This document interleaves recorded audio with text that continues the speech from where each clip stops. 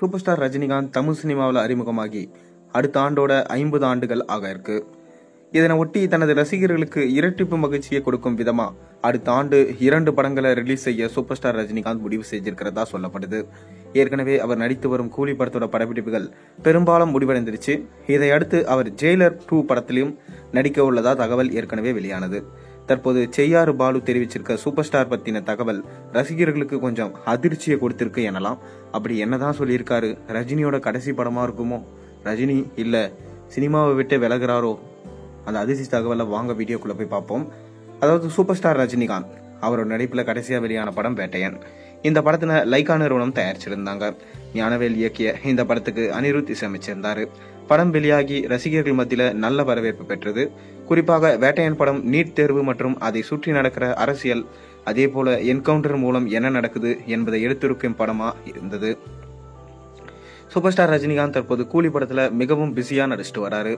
Sun pictures நிறுவனம் தயாரிக்கும் இந்த படத்தின லோகேஷ் கனகராஜ் இயக்கிட்டு வராரு. இந்த படத்துக்கும் அனிருத் இசையமைக்கிறாரு.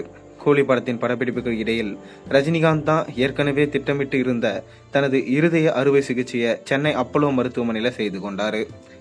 மருத்துவமனையில சூப்பர் ஸ்டார் ரஜினிகாந்த் அனுமதிக்கப்பட்டதும் ரசிகர்கள் மத்தியில அதிர்ச்சி ஏற்பட்டது. குறிப்பா தொடக்கத்துல வழக்கமான பரிசோதனை தான் என்று கூறப்பட்டு அதன் பின்னர் அறுவை சிகிச்சை என கூறியதும் ரசிகர்கள் மத்தியில அதிர்ச்சி மேலும் அதிகரிச்சது. கூலி படத்தின் இயக்குனர் லோகேஷ் கனகராஜ் அவர் தான் சூப்பர் ஸ்டார் ரஜினிகாந்தை சிரமமான காட்சிகளை கொடுத்து அவரை மருத்துவமனையில அனுமதியாக முக்கிய காரணம் என சில வதந்திகளை பரப்பினாங்க.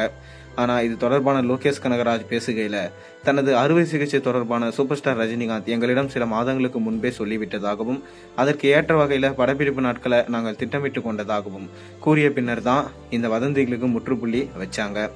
வரும் 12ஆம் தேதி சூப்பர் ஸ்டார் ரஜினிகாந்த் தனது 74வது பிறந்த நாளை கொண்டாட இருக்காரு.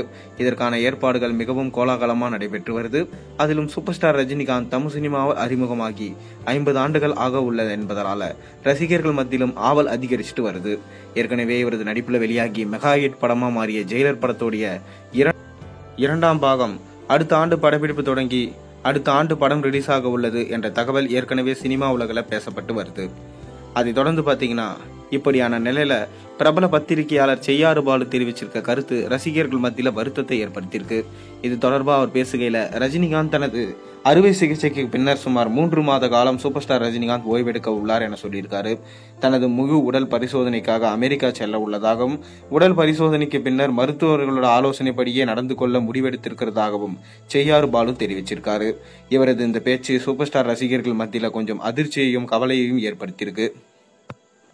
ஏற்கனவே சில ஆண்டுகளுக்கு முன்னர் சூப்பர் ஸ்டார் ரஜினிகாந்த் சிகிச்சைக்காக அமெரிக்கா சென்றிருந்தாரு. இப்ப மீண்டும் ரஜினிகாந்த் அவர்கள் அமெரிக்கா செல்ல போறாரு. அது மட்டும் இல்லாம மருத்துவர்கள் ஆலோசனைப்படி கேட்பாருனா அது ஒருவேளை சினிமால இருந்து ஓய்வெடுக்க போறாரா? இந்த பேச்சு தான் இப்ப அடிபட்டு வருது. நீங்க என்ன நினைக்கிறீங்க? உங்களோட கருத்துக்களை மறக்காம கீழே கமெண்ட்ல சொல்லுங்க. சேனலுக்கு சப்ஸ்கிரைப் பண்ணுங்க, லைக் பண்ணுங்க, பெல் ஐகானை பிரஸ் பண்ணுங்க.